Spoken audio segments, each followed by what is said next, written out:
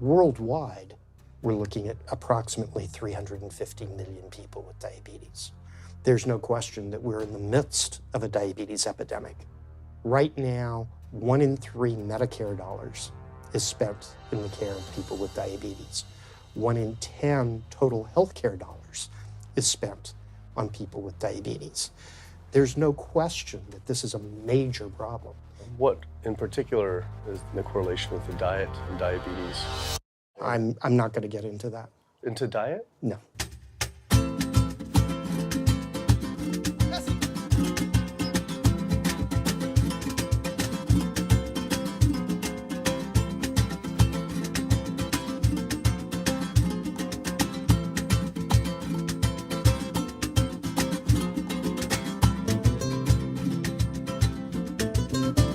My name's Kip. I'm a filmmaker from San Francisco and I have a confession to make. I'm a recovering hypochondriac. Like so many of us, I have a family history of diabetes, heart disease, and cancer. My dad had his first heart bypass at 49, his second at age 50. My grandpa died young from diabetes complications, and both my other grandpa and grandma died of cancer. I was always paranoid that I would also get one of these diseases. Like any good hypochondriac, WebMD Symptoms Checker was essentially my browser's homepage. Even in my teens, I took Metamucil every day and a daily aspirin. I read all the latest self-diagnosis books, I ate every multivitamin I could get my hands on, and I was obsessed with bodily functions. I followed all the large health organizations' recommendations for preventing disease. I exercise regularly, don't smoke, don't drink soda, get enough sleep, reduce stress, and grew up eating what I thought was a healthy diet. Until... World Health Organization this morning has classified processed meat such as bacon and sausage as carcinogenic, directly involved in causing cancer in humans. Processed meat is clearly linked to an increase in cancer. Hot dogs or bacon could be just as dangerous as smoking cigarettes. The World Health Organization had looked at over 800 studies from 10 different countries, finding a direct link to consuming processed meat and cancer. Just one serving of deli meats daily increases your risks of colorectal cancer by 18%. I had no idea that what we ate affected cancer rates, but I never felt like I had eaten a lot of processed meats until I realized that processed meat includes hot dogs, bacon, sausage, salami, ham, pepperoni, cold cuts, and deli slices, basically everything I grew up eating. The World Health Organization classifies processed meat as a Group 1 carcinogen, the same group as cigarettes, asbestos, and plutonium, and classifies red meat as a Group 2 carcinogen. Was this like I had essentially been smoking my entire childhood? If processed meats are labeled the same as cigarettes, how is it even legal for kids to be eating this way?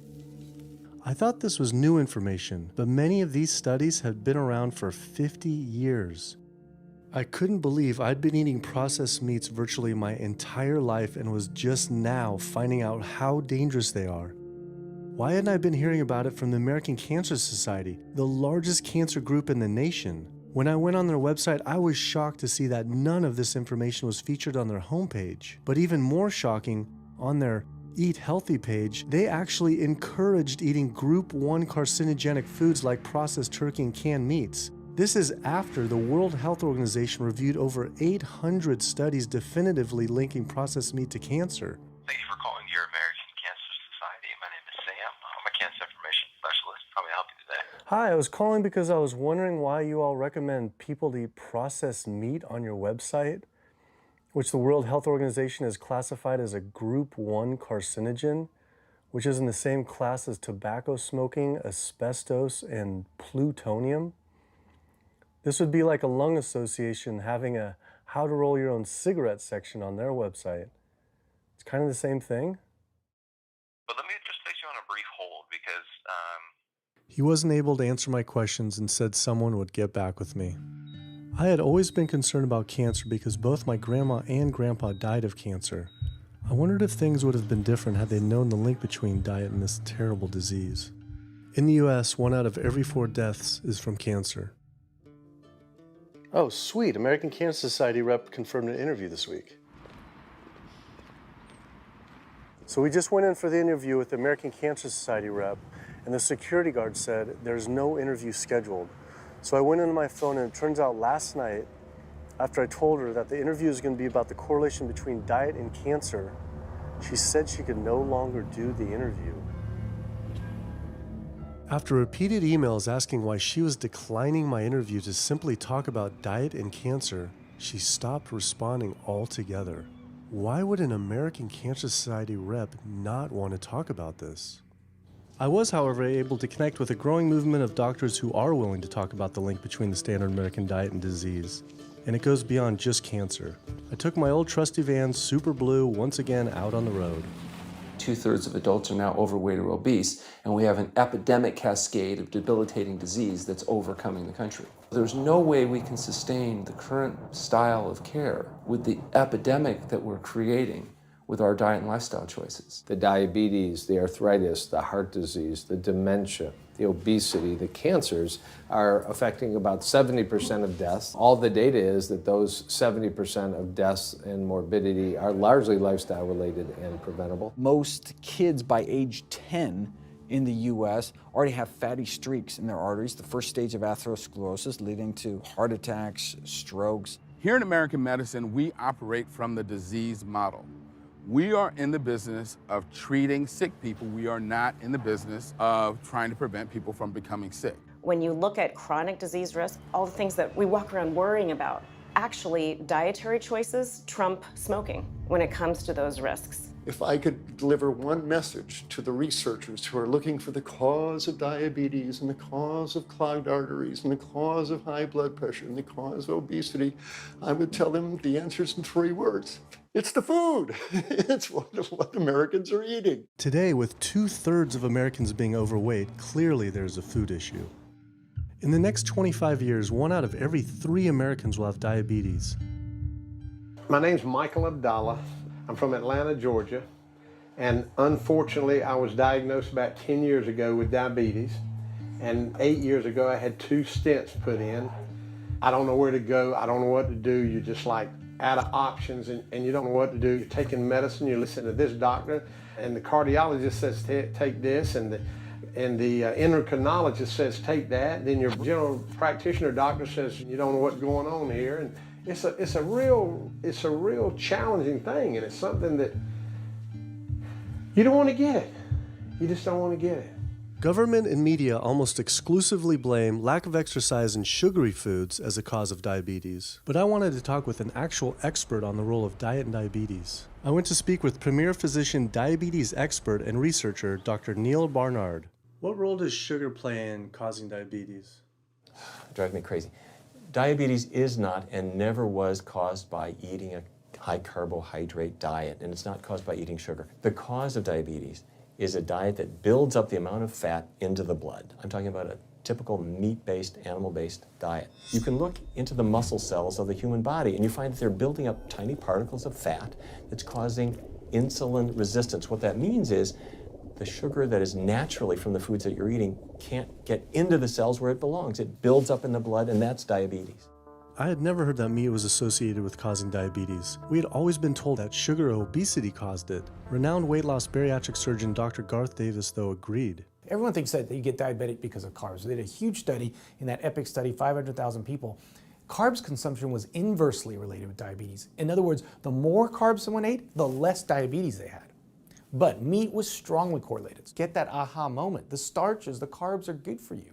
They're not bad for you. This idea that carbs make you fat is utterly ridiculous. Carbs cannot make you fat in and of themselves. We have storage in our muscles and in our liver for carbs called glycogen. So when we eat carbs, we either store it or we burn it. Now, eat fat, that goes straight to your fat. Your body can't turn those carbs into fat unless you're really overdoing the calories. Obesity, it's a death sentence. You are at much higher risk of getting cancer. You're almost certainly going to get diabetes. I mean, no one wants to fat shame, and we all want everybody to be comfortable with our bodies, but this movement to be comfortable with our bodies has made us comfortable with being sick, and that's a huge problem. I go into the hospital and I look around me, people on dialysis, all these sick people, and just about every disease in there is because of what people are eating. Here's the thing.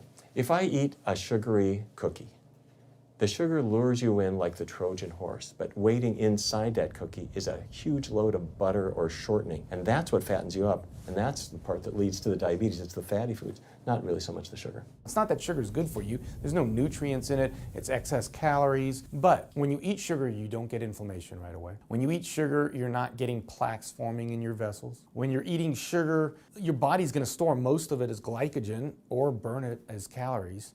And so this focus on sugar has taken all the focus off meat, dairy, eggs, pork, turkey, chicken. People need to understand, if their child gets diabetes, you've just taken 19 years off their lifespan. We're talking life and death. I realized there was so much more about diet and disease that I hadn't ever learned. It felt as if this information had been practically withheld. Processed meat causes cancer. Sugar doesn't cause diabetes. I had doubt about the claims these doctors were making, so I did some searching on my own. Harvard researchers looked at 9 prospective studies finding that just one serving of processed meat per day increased risk of developing diabetes by 51%. The link between eating meat and developing diabetes became undeniable. But when I went on the leading diabetes organization's website, the American Diabetes Association, not only did they not have this information front and center, they were featuring recipes for red and processed meat. And on their recipes for healthy living, they had bacon-wrapped shrimp? What the hell?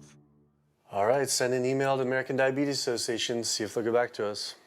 As destructive as diabetes is, it pales in comparison to heart disease. Over 17 million people die every year from cardiovascular disease. It is the leading cause of death around the world. Nearly 1 out of every 3 people will die from this disease. The amount of people who die from cardiovascular disease is the equivalent of 4 jumbo jets crashing every single hour, every single day, every single year. My name is Amy Resnick, and I'm from Swampscott, Massachusetts, a little bit north of Boston. And I recently went to my doctor for asthma because I had a very hard time breathing.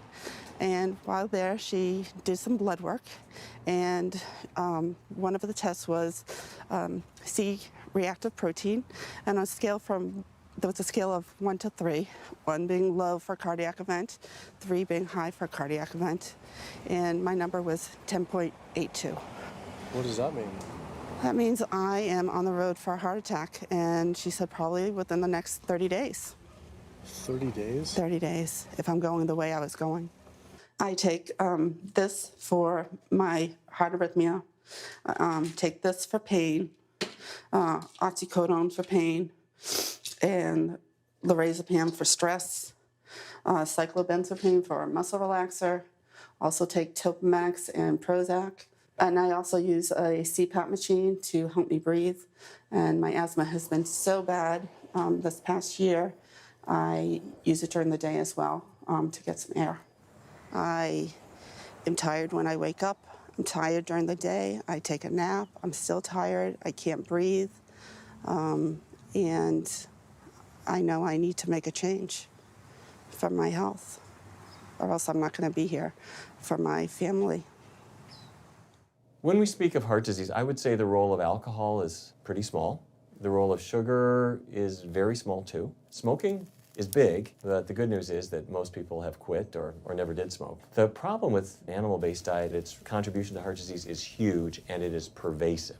All this expensive imaging, procedures, bypasses, medication, none of which has one solitary single thing to do with the causation of the illness. So you die of a completely benign foodborne illness that never had its causation treated.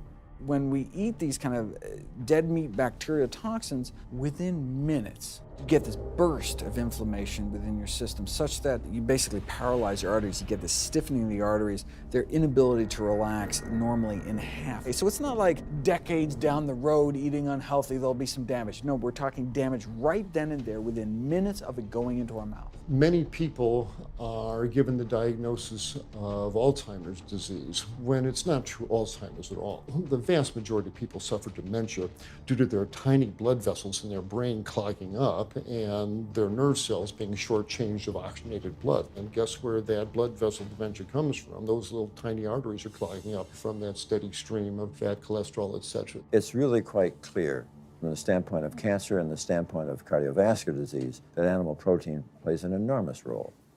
Is chicken better? It's a question of whether you want to be shot or hung.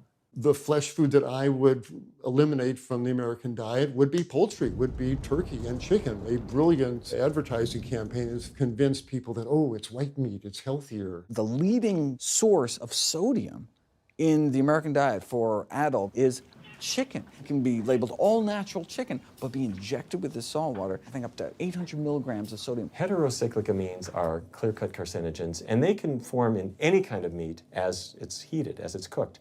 But by far the biggest source is chicken. We sent researchers into fast food and family restaurants. Not only were there carcinogens in every single restaurant, but we found them in every single chicken sample that we took. If somebody brings their family in and they're buying a bucket of chicken, nobody tells them that there are carcinogens. If you're selling carcinogens to people, you've got to warn them that they're in there. But the American Cancer Society encourages people to switch from red and processed meat to chicken. Why would the American Cancer Society tell people to switch from eating one carcinogenic food to another when a Harvard University study showed that men with prostate cancer who eat large amounts of chicken increased their risk of the disease progressing 4 times? The number one dietary source in America of cholesterol is chicken because of the volume of chicken. You know, chicken's become grilled chicken and organic chicken. It's machismo, but it has nearly as much cholesterol per gram as red beef. So just on sheer volume, it's the number one source. Yeah, eggs being close behind. I'd never really thought about eggs much. I just thought of them as a standard part of a healthy diet. But then I found a study suggesting that eating just 1 egg a day can be as bad as smoking 5 cigarettes per day for life expectancy. The yolk of a hen's egg is the most concentrated glom of saturated fat and cholesterol. It is made to run a baby chicken for 21 days with no outside energy. It is pure fat and cholesterol. And when we put that into our bloodstream, it coats our red blood cells. Our blood gets thicker and more viscous. It changes our hormone levels. It raises our cholesterol levels. There's nothing healthy about eating the yolk of the egg. But I thought cholesterol and saturated fat wasn't an issue anymore. You know, these saturated fat studies that have come out trying to vindicate saturated fat, this is a campaign by the dairy industry, right? Number one source of saturated fat is dairy. It's not meat. 2008, the global dairy industry got together at a meeting and explicitly, read their agenda, was to neutralize the negative impact of milk fat by regulators and medical professionals, unquote. So what did they do? They funded studies. The main study that started the whole saturated fat media craze was funded by the National Dairy Council. The egg industry similarly funds studies that confuse consumers by making claims that eggs don't negatively affect heart function. That is, only when compared to eating a McDonald's sausage McMuffin? So what they're really saying is that eating eggs is just as bad as eating a McMuffin. When you eat foods like beef or steak or a processed meat, a hot dog, you're not just getting saturated fat. You're also getting other additional toxins that are in that food. There's heme iron, carcinogens, processing chemicals. This is all a lot more complicated than just looking at saturated fat. You know, the strategy is not on making their products any safer. The strategy is to just try to confuse the public, to introduce doubt. You know, there's a famous tobacco industry memo. It's called "Doubt is Our Product." That's all they had to do. They didn't have to convince Americans that smoking was healthy, right? They just had to introduce doubt. Then they would win. If there's just enough controversy, people kind of throw up their hands, I don't know what to eat. Confusion is their game. I really don't think people thought what they ate led to heart disease. They think, oh, it's genetic, my parents had it. I don't think people really think that what they ate led to diabetes. I think, oh, my parents had it, I was gonna get it. And certainly cancer, they don't think that way.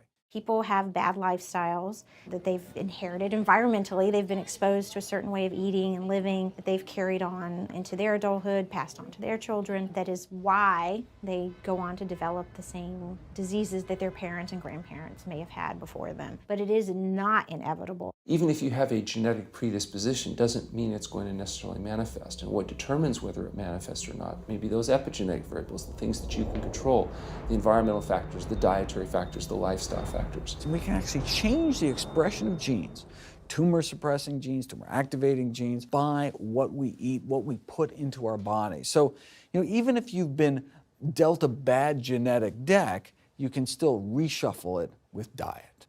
I had always thought that I would develop heart disease at a young age because both my dad and grandpa had heart attacks. I was taught that they were genetic, but their heart attacks probably had less to do with genes and more to do with their diets high in meat. That's why when I went on the American Heart Association's Heart Healthy Recipes page, I could not believe they had an entire section on beef recipes. This was just like the American Cancer Society encouraging eating Group 1 carcinogens on their site.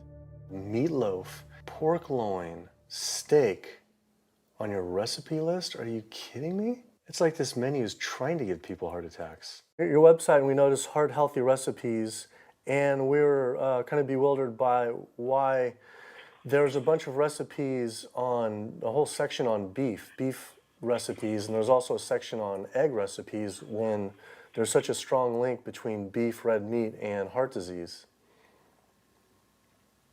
I honestly don't know because I don't do that, I guess. That's not what I do. Another organization rep that wasn't able to answer my questions, but he said that he'd have someone get in touch shortly. I was, however, able to talk to the president of the American College of Cardiology, Dr. Kim Williams. So the American College of Cardiology is a 47,000 member and growing organization with a dedicated mission to reduce heart disease and to improve patients' lives. And if you look at the incidence of hypertension and diabetes and mortality in men, they actually get reduced as you go higher and higher in terms of how much you restrict animal products. What about fish? So fish is a little different. You've got the 4 worries, which is PCBs, mercury, saturated fat, and cholesterol. And the cholesterol is all over the place. You can hit tuna in water, that'll be almost less than a glass of milk, to salmon or tilapia, which is higher than a pork chop. If you look objectively at fish, what you find is they've become essentially mercury sponges. And that's why in many parts of the country they warn you, don't have more than so many of these fish a week because it's getting too much mercury can kill you. Fish are eaten by bigger fish who are eaten by bigger fish, and these pesticides and herbicides bioaccumulate in the fish flesh. And these big fish, including the salmon, which people think is the healthiest fish, truth is the amount of pesticides and herbicides in the flesh of these fish are shocking, and they have estrogenic and cancer-promoting properties in them. They'll say, well, but don't sardines have less concentration of toxic waste product than other ones? Something being less toxic doesn't make it healthy. It just makes it less toxic. Farmed fish is by no means healthier. All the antibiotics that these animals have to be fed, similar to chickens and turkeys kept in confinement. These fish get infections. They get fungal infections, they get bacterial infections. You've got to feed them antifungals, antibiotics, and these substances accumulate in the fish flesh as well. I always knew that pollution was bad for our health, but I had never thought about the environmental pollutants affecting food. Dioxins, being the most toxic man-made chemicals known to science, cause all sorts of things. They cause endometriosis, they cause cancers, they cause endocrine disruption problems. Most of your exposure, 93% of it, comes from eating meat and dairy products because it climbs up in the food chain so effectively. So you can get exposed to living near these incinerators and breathing it, but it'll take you 14 years to breathe in as much dioxin as a cow will ingest by eating the grass in one day. And that dioxin will accumulate in its fat, which includes the milk and the meat, and anyone eating meat or dairy products is going to get that dose of dioxin, so it climbs up the food chain every step. Men have no way in their bodies to get rid of dioxins, but women have 2 ways. They're both involving having a baby. One is that dioxin crosses the placenta into the growing infant, and the other is that it comes out from the breast milk. So if you have a meat and dairy consuming mother breastfeeding that infant, then the highest impacts of toxic exposure like mercury and dioxins will go to that infant. Pregnant women are told, oh, certain types of fish should be avoided. But what about all these other animal products which are introducing, imagine as the fetus is developing, introducing these very harmful toxins which create reproductive abnormalities, developmental problems, and hormonal issues right as the child is developing, the most critical stage of development. It does make you worry when people say, don't you want to have a little bit of milk because you're pregnant? Don't you want to have some fish because you're pregnant? Who do you think is going to get the chemicals that are in that? All these environmental toxins and toxins from the feed that they're being fed accumulate in their tissues and are released into the mother and unfortunately to the child when you eat these products when you're pregnant. So this includes antibiotics, hormones, steroids in animal feed. Commercial animals are largely fed GMO corn and soy, which are very laden in pesticides. PCBs have been banned since the 70s, but they persist in the environment. Dioxins, all of these compounds can create hormonal, reproductive, developmental damage as well. Eating organic beef, poultry, pork, or fish will not help you avoid contaminants like mercury, like dioxins, like strontium-90, because they fall out over all sorts of farm fields and water bodies, and they don't skip over the organic fields. And so really the contaminants are coming in regardless of how these animals are raised.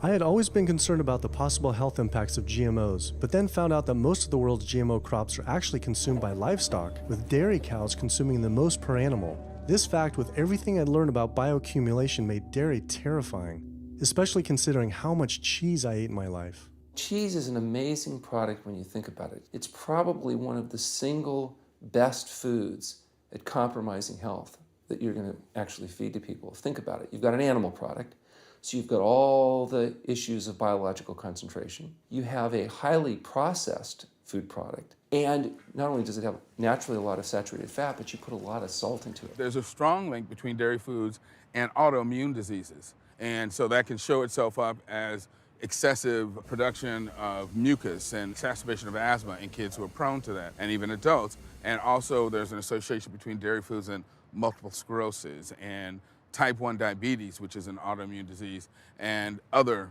rheumatologic problems. Cow's milk is baby calf growth fluid. That's what the stuff is. There's absolutely no child or human on earth who actually needs the milk of a cow any more than they need the milk of a giraffe or a mouse. Most people in the world are lactose intolerant. I mean, that's the normal state of affairs. Why would your body create this enzyme to digest lactose after weaning, after infancy? It doesn't make any sense. 73% of African Americans are lactose intolerant, 95% of Asians, roughly 70% of Native Americans, and about 53% of Hispanic Americans are lactose intolerant. Our government is encouraging Americans of color to eat foods that it knows is going to make them ill. Ultimately, what that boils down to is the government is telling me as an African American to eat food that's going to make me ill for no health benefit so that it will benefit dairy farmers. That's a form of institutionalized racism. Yeah, milk is a risky food for human consumption. As a pediatrician, I see on a daily basis children suffering from conditions that are linked or associated to dairy consumption, such as eczema, acne, constipation, acid reflux, iron deficiency, anemia. Cow's milk protein is the most allergenic food. People think, well, no, I want hormone-free, not injected with bovine growth hormone. But milk is this hormonal fluid, so it's just packed with sex hormones and natural sex steroid hormones like estrogen, progesterone. In fact, doesn't matter if it's conventional milk, doesn't matter if it's organic milk. Milk without hormones, that's an oxymoron. Organic dairy has just as much saturated fat and cholesterol and galactose and all the things that you don't want as conventional dairy. Dairy products in general have a lot of other products associated with it, not the least of which is pus. I mean, they actually have laws limiting how much pus you can actually have in a milk and still sell it. I believe it's like 750,000 pus cells per cc. Because, I mean, you wouldn't want too much pus and it'd be like pure pus. People might object. In fact, you could think of cheese as kind of coagulated cow pus, if you would. But I was always told that we need milk for strong bones. I'm Jane Chapman, and not too long ago, finally got some x-rays of the hips and back. Severe bilateral osteoarthritis of the hips. And actually, I'm scheduled for 2 hip replacements. That's bone on bone. It's the grinding of the joints. My stability is scary. I hold on to the walls if I'm at home. I've been told to use a walker. I'm only 61. This is not how you're supposed to live when you're this old. I have a really hard time believing that that's all that's left. Researchers have studied bone development in kids and whether they get stress fractures and that kind of thing. And the kids who drink the most milk have 0 protection. Milk does not build strong bones. Harvard researchers have looked at a large group of older women. Over an 18-year period, the milk drinkers had 0 protection from fractures. So this old notion that somehow milk is going to build strong bones or protect your bones later in life, it's a myth. People that drink milk have higher rates of hip fractures, have more cancer, and live shorter lives. It turns out that countries with the highest dairy consumption also have the highest rates of osteoporosis, so clearly drinking more milk doesn't protect your bones. Doing more research, I found that dairy was linked to many different types of cancer as well. Just like many of us, I thought that the majority of cancer was due to genes, but only 5 to 10% of cancer is actually genetic. Any cancer is caused by a DNA mutation, but that's not enough. So that can cause that first cancer cell, but one cancer cell never killed anyone. 2 cancer cells never killed anyone. But 1 billion cancer cells, now we're running into problems. So we need to reduce the growth factors in our body, like IGF-1. Insulin-like growth factor 1 is this cancer-promoting growth hormone involved in every stage of cancer cell growth and spread and metastases. Any animal protein boosts the level of IGF-1. Dairy products increases your risk for various forms of cancer, especially those related to your hormones. So breast cancer, prostate cancer, ovarian cancer. So this is not a product, even in its most pure state, you want to be consuming because it does come with risk. I found out that dairy can increase a man's chance of getting prostate cancer by 34%. And for women who've had breast cancer, just 1 serving of whole dairy a day can increase their chance of dying from the disease 49%, and dying from anything 64%. Why weren't breast cancer sites like Susan G. Komen warning everyone about this?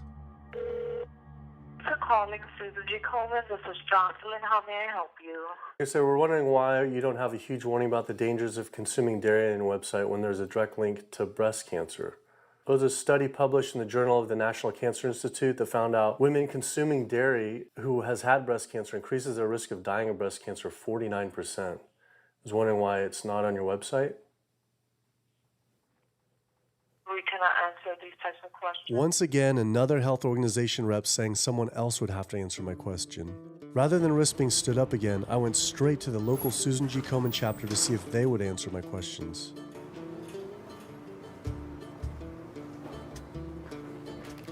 They didn't want to answer my questions in person either, and told us to stop filming, but promised they would connect me to the national office directly. Susan G. Komen's Pink Ribbon campaign had done a lot to raise awareness for breast cancer, although it was confusing to see pink ribbons on dairy yogurt containers. Breast cancer can be prevented with a healthy diet and lifestyle, but we're not. We're talking about pink ribbons and putting all the money into research for the cure. I, for one, know that I would want my daughter, my mother, me, I want to focus on not getting to that point, and that's where I would like to see more energy and effort put.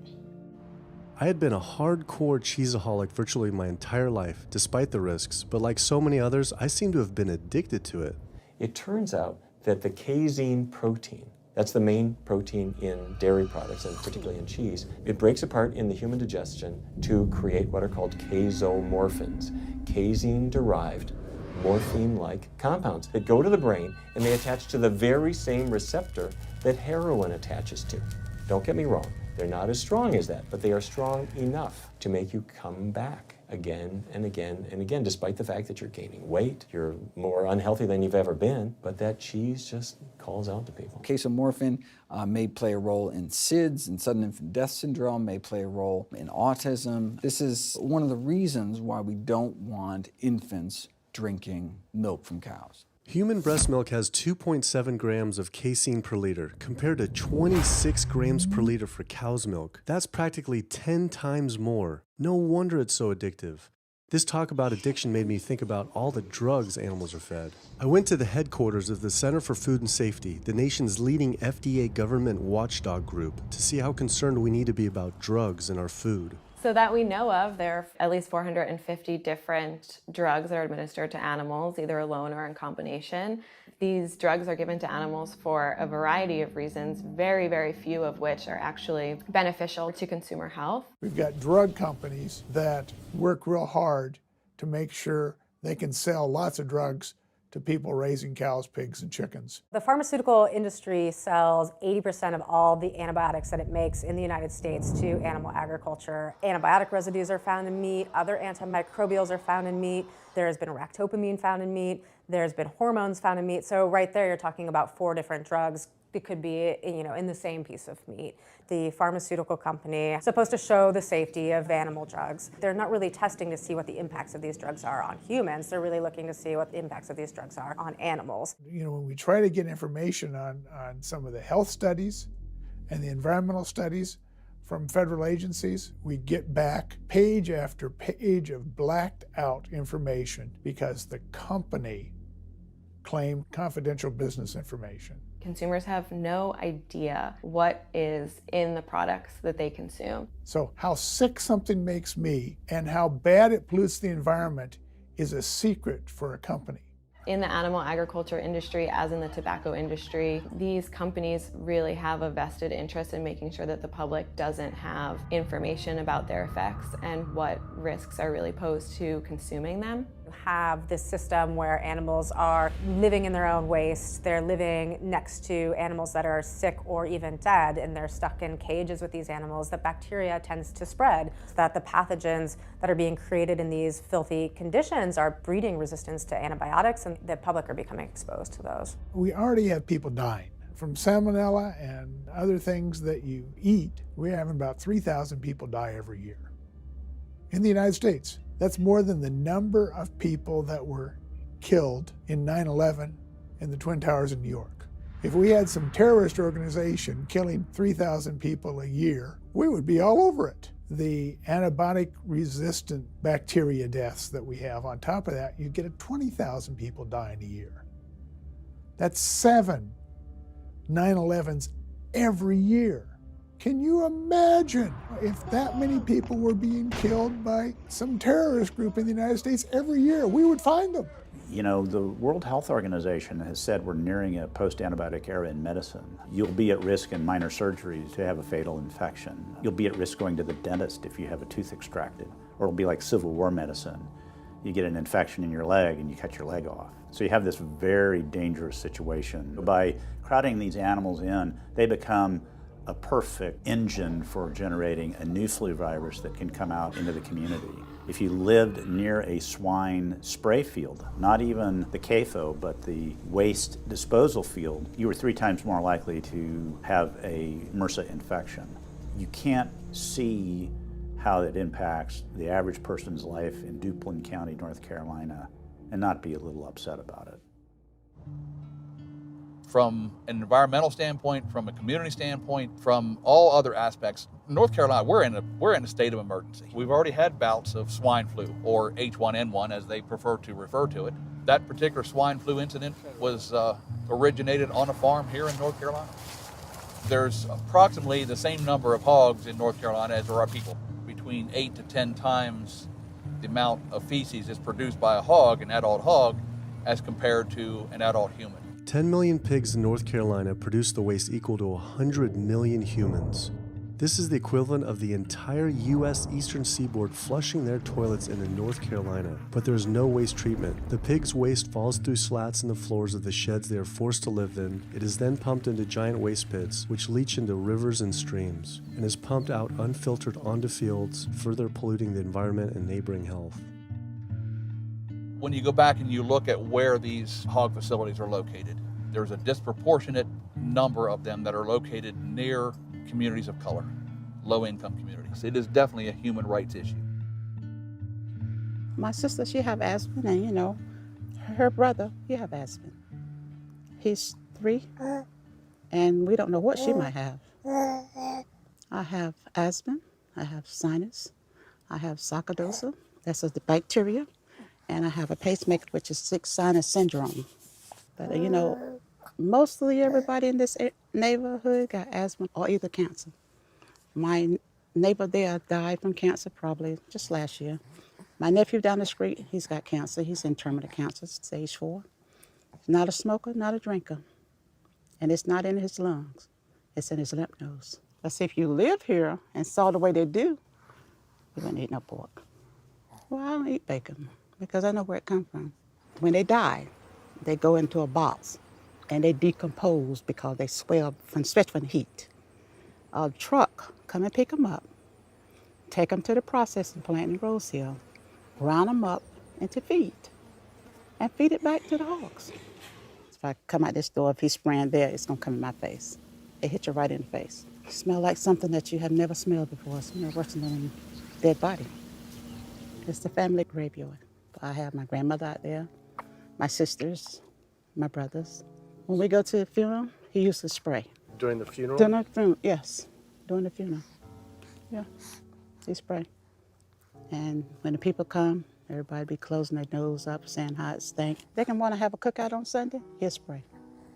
Do you think he does it on purpose? I think so, because he just sprays Sunday. He always sprays Sunday.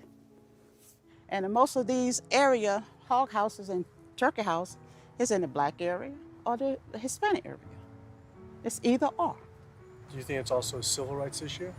Yes, yes, I do. Yes, I do.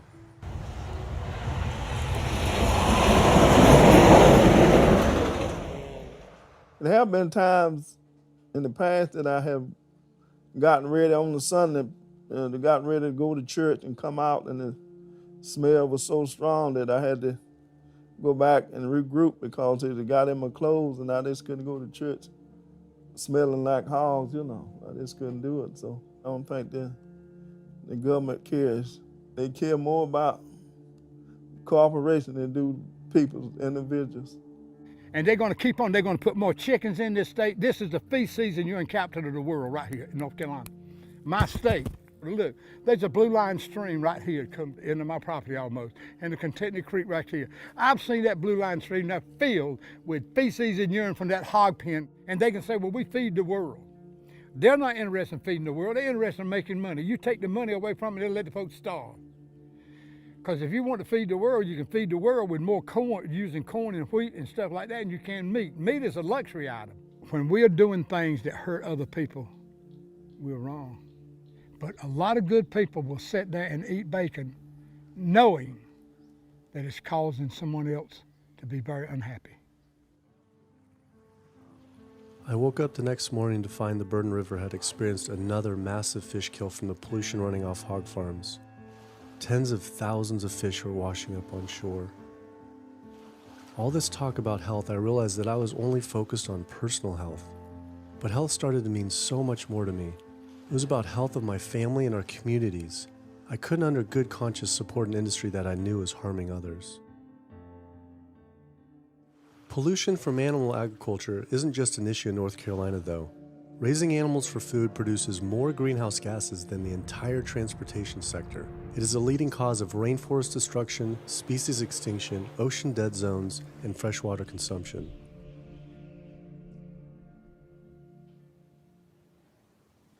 American Diabetes Association actually finally got back, and they agreed to an interview. Preparing for their American Diabetes Association interview, I took a look at their diabetes diet and meal plan recommendations, and they were loaded with foods associated with causing diabetes. How could they expect people not to get diabetes if this was the food they were recommending?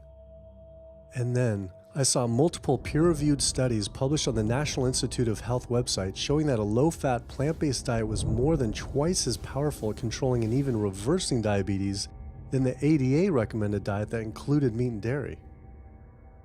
Well, the mission of the American Diabetes Association is to identify a prevention and a cure for diabetes, but in the meantime, to improve the lives of all people who are affected by diabetes. And what's the best way to prevent this? For type 2 diabetes, it's unclear. We can't prevent type 2 diabetes in everybody. When we were doing the research, we came across a lot of studies that said that you actually could potentially cure or reverse diabetes with a purely plant-based diet. I don't believe there's sufficient evidence to demonstrate that. How does it compare to the ADA diet that you recommend? We don't recommend a specific diet. We recommend healthy eating. The one that's on the website. We recommend healthy eating. Do you have a whole list of exact day-to-day, the meal plan, the whole meal plan? All they are selections of foods to consider. We do not have a diabetes diet. But with that selections, that you consider that plan compared to a plant-based plan? No one's done that study. We found actually some studies, that a 74-week study found that low-fat vegan diet versus the ADA plan in type 2 I diabetes. think we're done here. I'm not going to get into an argument about. Oh no, I was just wondering the studies of if this is true or if it shows that. Any diet works. Any diet works if people follow it. But if it's a diet that's not the proper diet, like if anyone follows a diet that they eat I can't tell you what a proper diet is. I can tell you what an improper diet is. So then we can talk about the good diets. I'm not sure why. I'm not going to get into that. Into diet? No. Why not? If that's where you want to go with this, I'm sorry, I'm not the person that you should be talking to. And why is that though? If that's what you want to get into, I'm not the person you need to be talking to. Who do we talk to about diet? You can talk to anybody you want. But that's interesting though. Why not recommend a diet? Because the data don't exist to support it. But if we see data that we looked up that supports it with, like, you know, the NIH, in Europe, the European Association of Studies. We're done.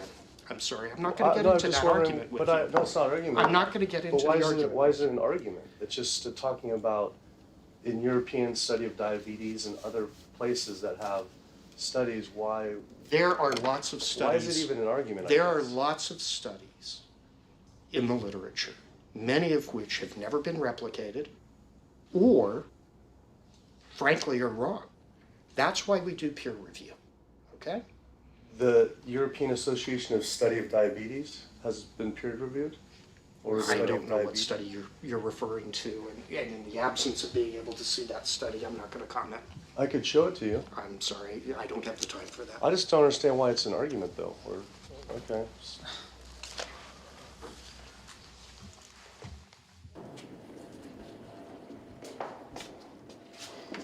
That was interesting.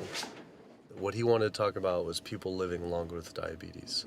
But once you mention eliminating diabetes or prevention, oh, whoa, now you cross the line. Prevention and cure, whoa, let's not go there. Not only did Dr. Ratner, the chief medical officer of the American Diabetes Association, not want to talk about diet, but the fact that he had such an emotional reaction to my question made it feel I was digging into something that he didn't want uncovered. I had always thought there was no prevention for type 1 diabetes, but then I did research and came across countless studies referencing the link between exposure to dairy at a young age and type 1 diabetes. I mean, this is a food made for baby cows. Cow milk protein gets into the bloodstream, and the body says, hey, this isn't supposed to be in the bloodstream. It makes antibodies to the cow milk protein, which then attack the pancreas and destroy the pancreas. How is this possible that ADA wouldn't have this forefront on their website? Why wouldn't they be warning all parents about this, even if there were only a slight chance? Why were they recommending people to actually eat these foods linked to diabetes? It seemed all of the large health organizations were encouraging people to eat the very foods linked to the diseases they're supposed to be fighting against. American Heart Association promoting beef, American Cancer Society promoting processed meat, pink ribbons on dairy products, and bacon-wrapped shrimp on American Diabetes Association. And then it all came together. What if? And there it was. The American Diabetes Association was taking money from Dannon, one of the world's largest dairy yogurt producers, Kraft Foods, makers of Velveeta processed cheese, Oscar Mayer processed meats, Lunchables processed kids meals, and Bumblebee Foods, makers of processed canned meats. American Cancer Society was taking money from Tyson, one of the world's largest meat producers, and Yum Brand, owner of Pizza Hut, KFC, and Taco Bell. Susan G. Komen was supposed to be fighting breast cancer, was corporate partnering with KFC, Dietz Watson Processed Meats, and Yoplait Yogurt. And the American Heart Association was probably the most disturbing of all, taking hundreds of thousands of dollars from the beef industry, poultry, and dairy producers, and millions from fast food and processed food manufacturers. Every single one of these organizations was taking money from meat and dairy companies that are associated with the causes of these diseases. This would be like the American Lung Association taking money from the tobacco industry. I was sick of not getting answers, so I went to the headquarters of these organizations myself. We have to speak to someone in person. There's millions of people dying from the foods that they're recommending people to eat. I wanted to find out why Susan G. Komen had accepted $35 million from Yoplait when their products can increase a woman's chance of dying from breast cancer 49%. And ask American Cancer Society if taking money from KFC and Tyson was the reason they promote eating meat. But every one of these organizations declined to be interviewed. What's really sad is that we cannot trust information from these leading health organizations like the American Heart Association, the American Diabetes Association, because they are taking money from the very industries who are causing the problems that they're supposed to be helping to prevent. So that makes the truth something that you are not going to be hearing, as far as nutrition goes, from these organizations. Well, that would be the end of their funding, that would be the end of their jobs, that would be lawsuits, they would bring the entire catastrophe down upon their heads, and they would essentially disappear as organizations. This one time I got invited to a charity fundraiser for the American Diabetes Association. And I showed up and they had a whole buffet and it was all just animal products. I remember like a big thing of barbecue chicken. And I was like, I stormed out. I said, like, serving chicken at a diabetes event is like serving alcohol at an AA meeting. It just doesn't make sense. We had scheduled to film an interview with a prominent surgeon, but before we could get inside the building, the hospital's media relations manager stopped us. Actually, I understand that Dr.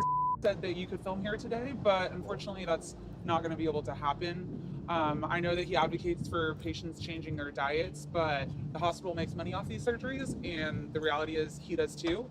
So we can't do anything that's going to negatively impact the hospital, so unfortunately you're not going to be able to film here today. I was sickened by how open she was about the hospital being more interested in profits than people's health. But it wasn't just this hospital or these organizations. Even the US government is involved too. Every 5 years, the U.S. Department of Agriculture creates dietary guidelines for Americans. The committee who writes these guidelines has been made up of individuals who have received money from McDonald's, the National Dairy Council, the American Meat Institute, the National Dairy Board, the National Livestock and Meat Board, the American Egg Board, Dannon, candy and sugar companies, Coca-Cola, and Anheuser, just to name a few, which means we are getting our dietary recommendations from the very industries that are killing us. And when the USDA, makes a pyramid or a power plate every 5 years for the American public, they're going to guarantee that on that plate are going to be foods which, when consumed, will result in millions of Americans perishing. The USDA, which is supposed to be protecting us, has two missions. It's supposed to protect us, and it's supposed to protect the producer. And guess what? When those two come head to head, they usually choose the producer. In internal documents uncovered by Dr. Greger, the USDA admitted that eggs cannot legally be called nutritious, low-fat, part of a balanced diet, low-calorie, healthful, healthy, can't say it's good for you, or even safe. Yet they still promote these products to the American people through federal checkoff programs. If you ask somebody if they've heard of a checkoff program, the odds are they haven't, although daily they are seeing the messaging that these programs produce. So checkoff programs are responsible for the messages that we see on TV, on the internet, on bus billboards and magazines that say things like, milk, it does a body good, or milk life, beef, it's what's for dinner, pork, be inspired, the incredible edible egg. The dairy checkoff program gave $12 million to Domino's to just market cheese-heavy products. And this is the USDA, this is the government. If you've seen those ads for the Pizza Hut pizza, the stuffed crust, or a pound of cheese, those are all government advertising schemes for the industry. How can we put more cheese on beef? How can we put more milk in a coffee? Things like that to just drive consumption of these just unbelievably unhealthful products. So McDonald's, for instance, has 6 people staffed full-time, according to records we've found, whose salaries are paid for by this government program, but funded by the producers who are regulated by it. And these 6 people sit there at McDonald's headquarters and just come up with ideas. Triple cheese decker McCheese muffin stuffed bacon cheese slider? With extra cheese? Nice. Yes. You don't think of it on a day-to-day basis that these are government programs. The Wendy's bacon double cheeseburger, government program. The steak fajita at Dunkin' Donuts, government program. You would just never think that this just pure garbage from a food standpoint is coming from a federally funded program. That's one of the things that makes checkoffs so incredibly creepy, is that it is our government telling us, eat more beef, drink more milk, eat more cheese, eat more pork. One of the very effective ways that the dairy industry promotes its products is to reach children because kids are impressionable, they're going to be consumers for their entire lives, and you might as well get them while they're young. So dairy spends at least $50 million promoting its products in public schools throughout the country with posters with people with milk mustaches and messages like milk it does a body good or milk life. Targeting young people, right? The tobacco industry had to keep replacing their customers who are dying with new customers. The meat industry knows they have to target young people. That's why we have these foods in schools and marketing messages at a younger and younger age for kids to get hooked on all the wrong kinds of foods. So there's all kinds of parallels. School districts where processed meats are all over the place. Maybe it's going to be bacon on the menu, sausage, hot dogs, or a pepperoni pizza. Any of those things are processed meats, and those are pretty much the worst of the worst with a direct link to colon cancer. And yet you have every day in the schools meal items with processed meats. If the Surgeon General puts warning labels on tobacco because of their cancer risk, why aren't the same warning labels on meat? Based on the publicly available data, we know they spend at least $557 million promoting their goods through checkoff programs. We know that they spend at least $138 million lobbying Congress. We expect that they spend a good deal more than that in figures that simply aren't publicly disclosed. The industry's lobbying power is so strong that they can create laws and push through legislation that doesn't benefit Americans in any way, such as ag-gag laws that criminalize whistleblowing or photographing abuses by this industry. Activists in the U.S. can be charged as terrorists for disrupting the profits of any business that uses animals under the Animal Enterprise Terrorism Act, to the even more ridiculous ones like cheeseburger laws. A cheeseburger law is a law that says a plaintiff cannot recover against a manufacturer, distributor, or retailer on the theory that the food made the plaintiff obese or caused an obesity-related disease. Cheeseburger laws are a direct response to a problem that the tobacco industry has had. Big Tobacco has paid $400 billion to state Medicaid programs. Cheeseburger laws proponents say, we don't want to see the same kind of thing happen to the meat and dairy industries. The fact that these laws are based on a model template called the Common Sense Consumption Act is actually ironic, because what they're saying is you, the consumer, should have the common sense to know that our food is bad for you. I've often typified the meat industry to people who maybe don't understand its power and reach, as it's got all the money of big tobacco and big pharma, and it has the personality of the National Rifle Association. So any little thing that comes up, man, they beat it to death. Robert Martin wasn't exaggerating. When the profits of the egg industry were threatened by egg alternative company Hampton Creek Foods, extremely disturbing emails were uncovered by Ryan Shapiro and Jeffrey Light. We uncovered documents demonstrating the American Egg Board considers Hampton Creek, quote, a crisis and major threat to the future of the American egg industry. The American Egg Board considers a successful egg replacer company to be such a threat that they joke on their government email addresses about murdering the CEO. In internal government emails with the heads of the egg industry, they suggest having the CEO of Hampton Creek, Josh Tetrick, murdered, including a menacing email from the executive director of the American Egg Board.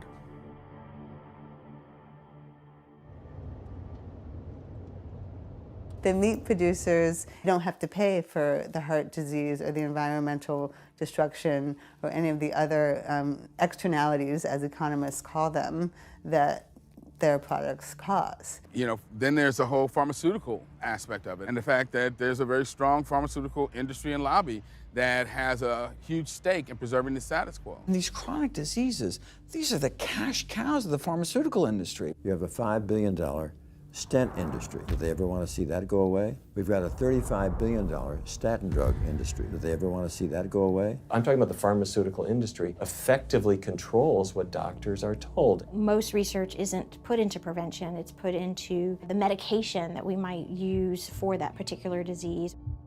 I'm on 2 different high blood pressure medicines, 6 asthma type medicines, even after 4 years of shots.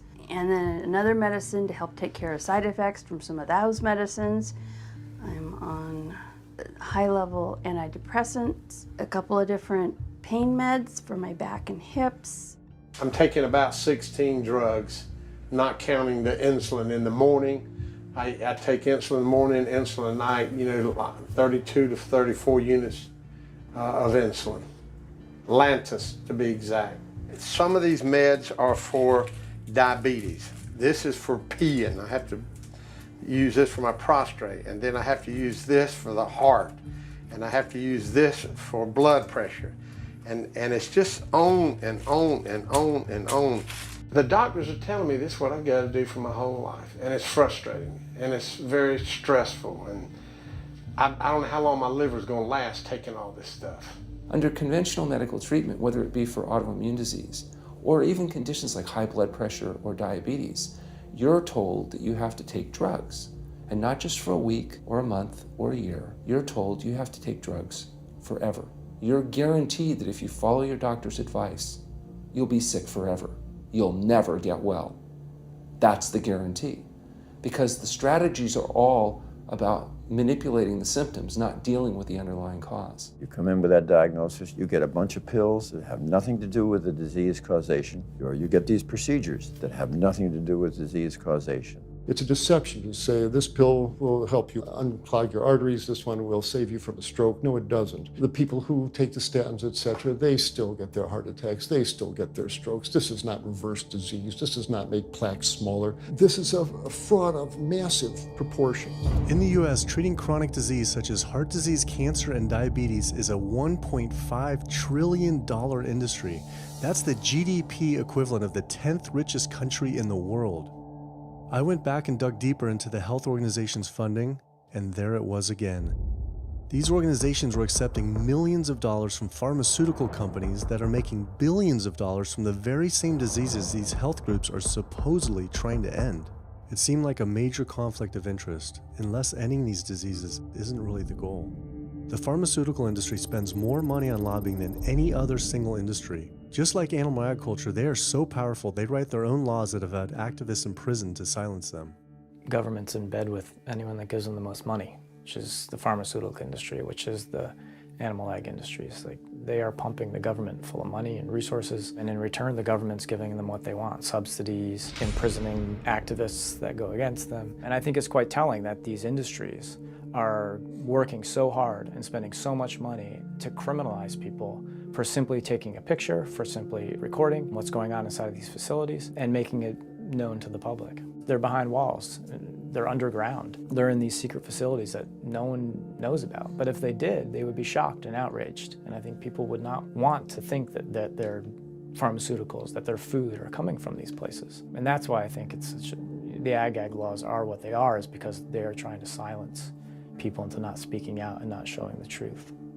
I finally realized how deep the collusion truly is between government and these industries, and how dangerous it could be to expose them. These concerns intensified after meeting the USDA whistleblower who revealed mad cow disease in the US meat supply. USDA operates like the military. So when I got on TV and that, right away USDA sent out memos to all the veterinarians and food inspectors. If anybody from the media ever contacts you, do not talk to them. Refer them to Washington, D.C., and we will talk to them. So right away, shut up everybody. American public should be very concerned about this. What's going on with USDA? Here in the United States, we have at least 4 cases of mad cow disease, but I'm almost positive there's more cases than that, but the government isn't looking for it. So what you're saying is that there could be already mad cow disease in humans. Right, and I think a lot of it was misdiagnosed. With the Alzheimer's or dementia, it takes several years, you see the progression, but to make it easier, these doctors just sign off on it as dementia or Alzheimer's without actually taking a biopsy of the brain to see if it's that, or is it actually a prion disease like Creutzfeldt-Jakob disease or mad cow disease. Do you think it's safe to eat meat? I personally don't think it's safe to eat it because of the fact how the line speeds are increasing, and also our inspectors are not well trained enough. At the present time, the line speed now is going about 220 cows an hour. That gives you about somewhere around 4 cows per minute, so that's 15 seconds per cow. These dangerous slaughter speeds means that animal waste ends up everywhere. Testing shows 88% of pork chops are contaminated with fecal bacteria, 90% of ground beef, and 95% of chicken breast sample contain animal waste bacteria. There is nothing clean about eating this way. But it just isn't waste, it's also pus-filled infections. You can see there's a bump or some kind of abscess underneath the hide. Most of the time when the hide's pulled off, Either that will open up the abscess and the pus will come out, or if it's deep-seated, when the inspectors are doing their work or the company employees, they might stick their knife into an abscess and it explodes all over the place. I had heard enough. I was utterly disgusted by the corruption, the greed, the disease, and the abuse I was learning about. The very animals we were killing us and the planet. But so many people eat meat and dairy every day of their lives, and we are so concerned about getting enough protein. Do we have to eat meat to get complete protein? Oh my God. You want me to jump off this building, don't you? No. Well, first of all protein is made by plants. I'll state that again for the record. All protein is initially made by plants, all of it.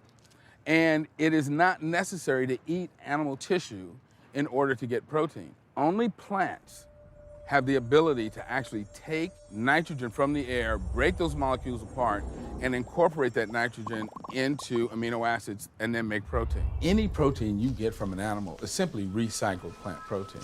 If you ate a diet that was calorically adequate, and even things like brown rice and broccoli, and you got enough of it, you'd get enough both quantity and quality of protein. 2,000 calories of brown rice and broccoli is going to be about 80 grams of protein a day, including the essential amino acids that you need in order to maintain optimum health. I mean, grains are loaded with protein. Beans are loaded with protein. Vegetables are loaded with protein.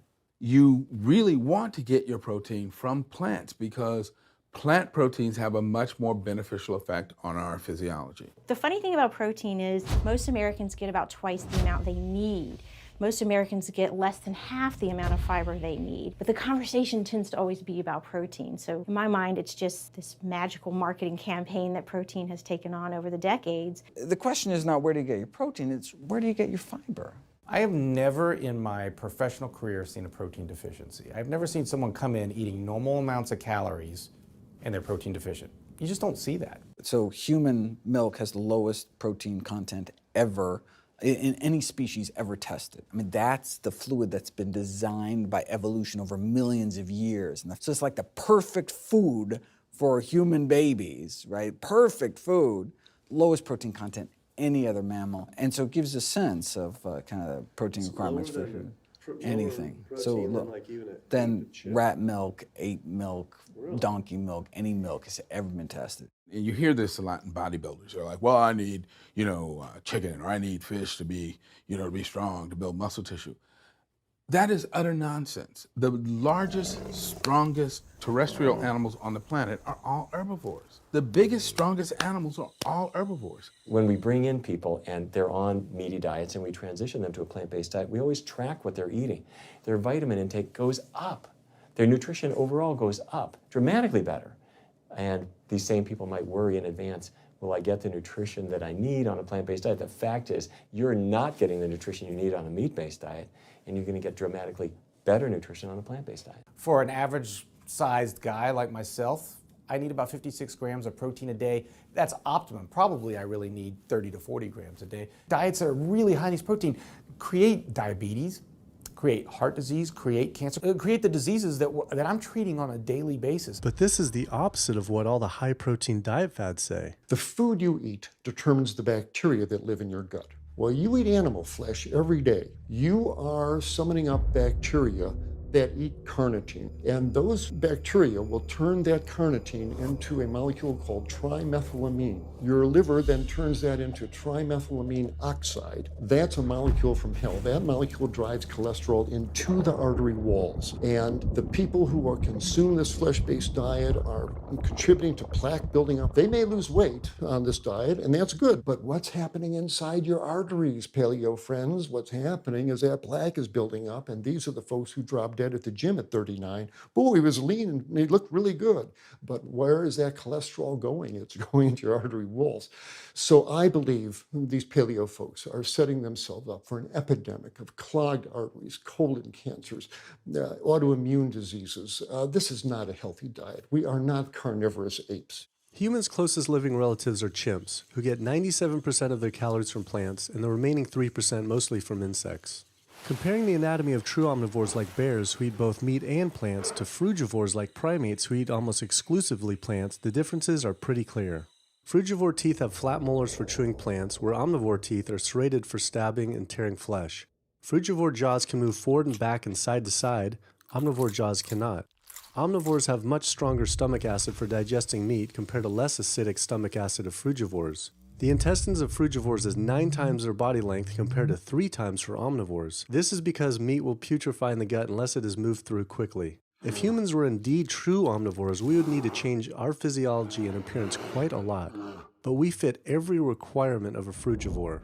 We may behave like omnivores, but anatomically, we're frugivores. Human beings, unlike bears and raccoons, and to some extent dogs, don't have that mixed anatomy and physiology that you see in the true omnivores, and thus we are not true omnivores. In humans, the canines have become really small and rounded and actually function like accessory incisors. They're utterly useless for ripping and tearing anything other than an envelope. So the idea that the mere presence of the canine somehow means that we're supposed to eat meat is silly. He was right. I always thought my canines were for meat, but what kind of animal could I actually kill and eat raw with these tiny teeth? The thought alone was disgusting. I mean, everybody loves a smoothie made with fruit and even some vegetables, but if you think about putting a fish or a piece of beef in a blender and grinding it up, the thought is absolutely repulsive. All these diseases I had learned about were from eating a diet our body wasn't designed for. What would happen if we started eating a diet our body actually was designed for? The data is crystal clear that you can stop and reverse heart disease with plant-based diets. Scientifically shown, I've seen it in my own patients. People who adopt low-fat plant-based diets can actually reverse their heart disease, and that literally means watching the plaque start to go away, something they didn't think could happen. My experience with patients is, and those studies show, that when people adopt a fully plant-based diet, their cholesterol levels plummet within a few days. And if you do blood tests in a couple of weeks, you'll see dramatic improvements. Yes, your numbers are going to look great within a week or two. Your cholesterol can come crashing down. In fact, if you're on medications, your doctor may have to pull off your blood pressure medication so your blood pressure don't drop too low because it can work too good. Like that, the side effect is not having to take drugs. In a groundbreaking study published by Dr. Esselstyn following patients suffering from cardiovascular disease, 99.4% were able to avoid major cardiac events by going plant-based. Because it's not just heart disease. It's hypertension, it's diabetes, it's strokes, it's heart attacks, it's several of the autoimmune diseases, lupus, asthma, GERD, osteoporosis. I mean, there's a multitude of diseases, even rheumatoid arthritis. It can be so dramatic. When you see these poor souls with just absolutely crippled with rheumatoid arthritis go plant-based, then they come off their medication. I wanted to follow up with Jane Chapman, who had been suffering from severe osteoarthritis, and I could not believe what I saw after only a few weeks of fasting and changing her diet. So it's so amazing to see like this only a few weeks later. I know. From going from the walker, needing wheelchair assistance at the airport, to strolling down the street, enjoying the fresh air, the sunshine. 2 weeks. It's all it took, 2 weeks to get off all the meds and start to feel the inflammation just kind of drain out of the body, where the movement was much easier. Just a lot of healing occurred very, very rapidly just by doing the right things for your body. When you're treating diseases with drugs, you know, there's one drug you take for cholesterol, a different class of drugs you take for high blood pressure, different class of drugs you take for diabetes. But with diet, a plant-based diet affects all these diseases, one diet to kind of rule them all. The impacts of eating this way go far beyond ourselves. By getting rid of heart disease alone, we would save up to $48 trillion in the USA, 3 times the US GDP. Conditions like high blood pressure, you don't have to take the drugs the rest of your life and be sick forever. What you can do is live in such a way that it gives the body a chance to heal itself. We took 174 consecutive patients with high blood pressure, and 174 people were able to lower their blood pressure enough to eliminate the need for medication. For inflammatory bowel disease like Crohn's, the best remission rates ever achieved through plant-based diet. MS, multiple sclerosis, the best results ever achieved compared to any medical, surgical, any kind of intervention was a plant-based diet. You can see that with every sequential reduction in animal products, people live longer, they have less heart disease, they have less cancer, they have less diabetes. You can actually take human cancer cells, you put them in a petri dish, and you can drip the blood of those eating vegan, get about 72% suppression in human prostate cancer cell growth in vitro. They wanted to try this again with women and breast cancer. So they said, let's see what a plant-based diet can do. After just 2 weeks, their bodies cleaned up. You drop their blood on the same carpet of cancer cells. You can clear off the whole plate. This is after just 2 weeks eating healthy, which raises the question, what kind of blood do we want in our bodies? My background is in industrial and systems engineering, and that was my career path for a long time until I got thyroid cancer, and everything changed from there. I decided that I wanted to try alternative methods and treatments rather than have surgery and have my thyroid removed, which meant I'd be on medication forever, and I didn't want that. I just started reading how a plant-based diet can heal the body, and it has worked for so many people. So I immediately just switched to a completely whole food plant-based diet. After a year, the cancer was completely gone, and my thyroid had shrunk to normal size, and I was completely free of that. This was tough to believe. Couldn't this all just be from eating healthier though, like no sugar? Turns out Dr. Walter Kempner from Duke University back in the 1940s was reversing some of our worst killer diseases with diet alone. And the diet he was using was not only strictly plant-based, but it was made up of white rice, fruit, and table sugar. And he was reversing diabetes, he was reversing malignant hypertension, reversing heart disease, the diabetic complications, reversing diabetic blindness. So these people basically had death sentences, went to him, and were given basically sugar, this horrible diet, but it was strictly plant-based. If this information had been around since the 1940s, why don't all doctors know this? We're not taught about the power of food in medical school. No one is taught that the changes that we make with our diet are probably the single most powerful thing we can do to determine our destiny. It trumps our genetics. Why isn't your doctor telling this? Odds are your doctor never learned any of this. In fact, there was even a bill introduced just mandating physicians get 7 hours nutrition training every couple years, just to kind of stay on top of it. And who came out against that? The California Medical Association. Even the family physicians, the surgeons, all the mainstream medical groups came out opposed. It's 7 hours, that's a lot, even if it's over 1 4-year period. So they're not just kind of neutral, but they're actually actively opposing nutrition education. Ironically, when patients come to doctors with questions, they assume that the doctor knows something about nutrition, and so it's kind of a double whammy that doctors haven't been taught much about nutrition. Why don't we hear about this from dietitians when nutrition is their entire specialty? Turns out the American Nutrition and Dietetics Association puts out nutrition fact sheets written by the industries themselves. The industries pay $20,000 per fact sheet and explicitly take part in writing them. So you can learn about eggs from the egg industry, and you can learn about lamb from the lamb industry. This would be like learning about the benefits of smoking from the tobacco industry. When people are eating meat, I think of it as a bit like smoking. It's sort of Russian roulette. You may not get diabetes, but your chances of getting diabetes, about 1 in 3. You may not get cancer, but your chances, if you're a man, about 1 in 2. A woman, 1 in 3. Your chances of gaining weight, 2 out of 3. It's not all diet, but most of it is. The best thing that you can do to make sure that you empty all those bullets out of the chamber and you're not taking risks with your health is to get the animal products out of your diet and eat healthy foods. I came to True North to help me with my asthma and to lose a little weight, and it's amazing. Just in 2 weeks of changing my diet, don't have to take any asthma medication, no antidepressants, no pain medication, no heart medication, nothing, no medications at all. And it's just incredible. I was taking Oxy and Advil, and I was taking 800 milligrams of Motrin 3 times a day just to get through the day because I was in so much pain. And now, nothing. Wow. Nothing at all. 2 weeks. 2 weeks, So 14 days. All that medication, you're completely off. Completely off everything. It's just been so frustrating to me because I went to so many different doctors for help, and I tried so many different medications to help me with my asthma, and nothing helped, and I was stuck on the couch for the last 10 months, unable to breathe. And now in 2 weeks' time, 14 days, I'm off my medication, and I can breathe, and I feel good, and I can walk. My life has changed, and it only took 2 weeks of a whole plant-based diet. That's incredible. Yeah. That is incredible. It really is. That's amazing. It really is. I feel so blessed and so good and just so happy to be doing this, and I'm hoping that I can be a role model for other people and not be pushy about it, because everyone's going to do it in their own time. But thank God my time is now. So. Thanks. Thanks.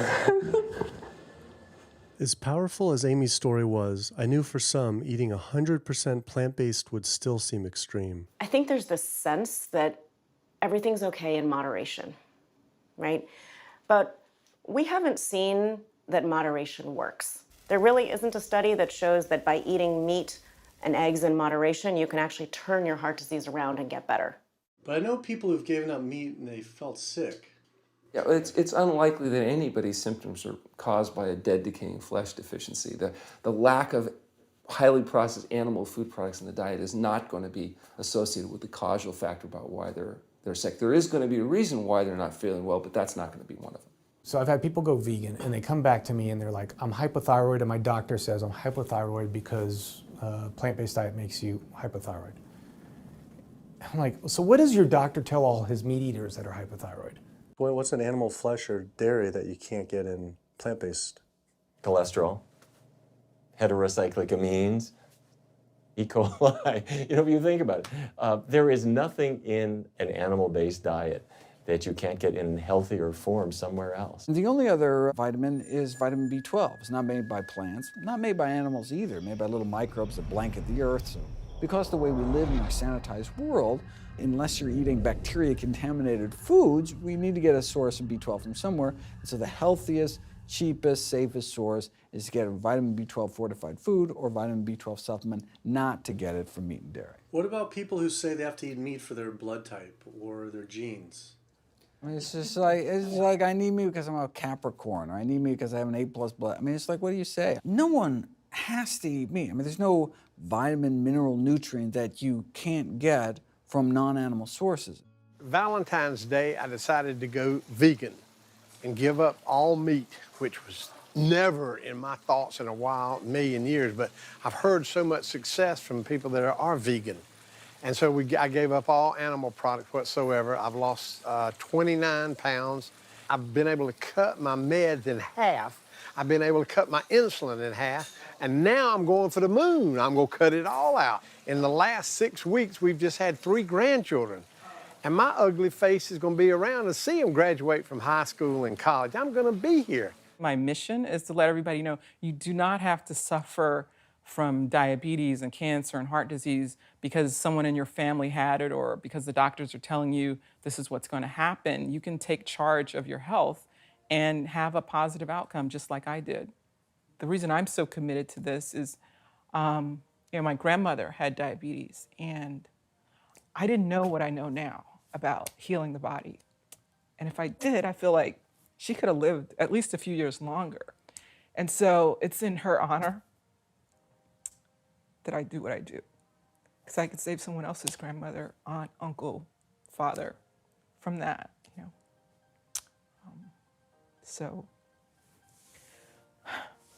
So I'm excited about getting the message out there.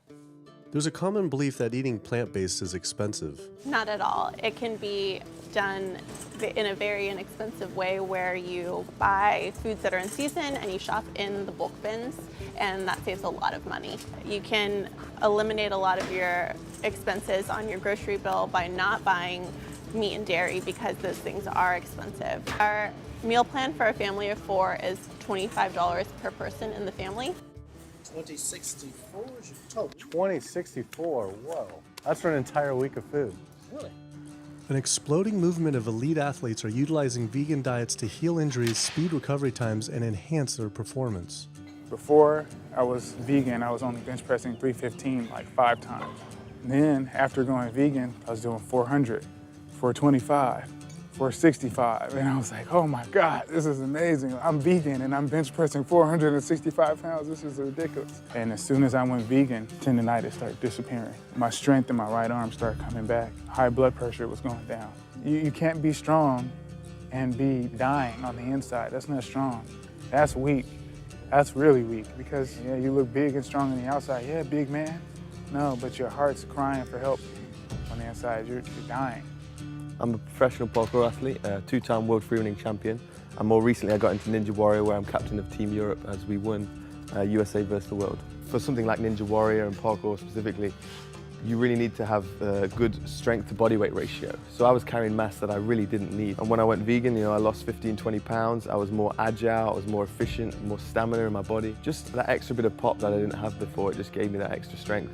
So this is a very vibrant way to live. It can enhance you as an athlete. For me, 100% better athlete than I was before. It unlocked a whole new chapter of my training. The science is there, the health is there, the athletes are there proving that you don't need to eat dead animals to be strong, to be healthy. I started working out when I was 47 years old. All the muscles you see, I gained as vegan. I gained 15 pounds of muscles on my body, eating all plant-based vegan foods. All the aches and pains in my body, it just went away. Because I'm not ingesting so many inflaming foods, the acidic foods that animal products are. Gorillas, rhinos, and elephants, they all get their muscles and strength from eating plants. That's what I do. I travel all around the world for my surfing, and I've always been able to eat vegan. I feel like if you want something, you can make it happen. I just don't make any excuses. I would never not be vegan now that I know all the benefits and now that I know how it feels to be vegan. Every aspect of my life has been improved by adopting this lifestyle. I feel better, I perform better athletically, I sleep better, my energy with my kids is better, my focus at work is better, everything is better. My skin cleared up, kept myself trim for 9 years now doing this. All I can tell you is that I felt and I continue to feel better than I ever felt before. My friend Jason Lester and I were the first people to do this challenge called Epic 5, which entailed doing 5 Ironmans on 5 Hawaiian islands in under a week. An Ironman is a 2.4-mile swim followed by a 112-mile bike and then running a marathon, 26.2 miles after that. So we did 5 of those in a row on 5 different islands in a little under a week. Yeah. You almost die? Yeah. Did you die? So I guess the famous question, where did you get your protein in there? From plants. Like so many people, I was looking for excuses not to change my diet. But once I finally did, I felt liberated. Within days, I could feel the blood running through my veins with a new vitality. Within weeks, I felt a transformation throughout my entire body and mind. Not only could I survive on a purely plant-based vegan diet, I could thrive. I felt amazing. I competed in my first marathon in 6 years, training half the amount and beat my personal record by 23 minutes. Less than a month later, I did my first full Ironman. Although I could possibly get away with eating a little bit of meat and dairy without ill effects to my personal health, I could no longer willingly support an industry I knew was causing so much suffering to communities, families, and all life on the planet. A whole new world opened up. I felt whole again, connected to a greater sense of what true health is, and where true health doesn't end with me, but begins with us. If people adopted a plant-based diet, the changes we would see in our individual health, in our national health situation, and in this physical environmental world we live in would be so profound. I mean, today, you can say, I'm not going to eat that stuff anymore. It's one thing that I can do myself personally to make a difference. It will give you a greater sense of well-being and happiness when you know that, one, you're not destroying your health every time you sit down to eat, you're not promoting cruelty, and you're not damaging the earth. I don't want my gains to be at the detriment of the planet of other things. And yet I'm not weaker, I'm stronger. That's the beauty of it. When you're altruistic, when you make choices for the greater good of others, it comes around, benefits me as well. It benefits us all. Studies show that we can not only survive, but we can thrive. I just feel this is a great way to live, not harming other beings when we can be healthy and happier. I love it. It's a great life. I never thought that I could feel this good at this age, and I just want everybody to feel this way. I feel like a 20-year-old. I'm almost 50. Nothing tastes as good as healthy feels, basically. And so the choices that we make every single day, day in and day out, around our food, has the capacity to bring us true health and optimal wellness, not just individually, but collectively, as a species and for our planet. We're not going to live forever, but while we are alive, we can live well. And for me as a doctor, that's what I want to see. Where there's a will, there is a way. And I believe that.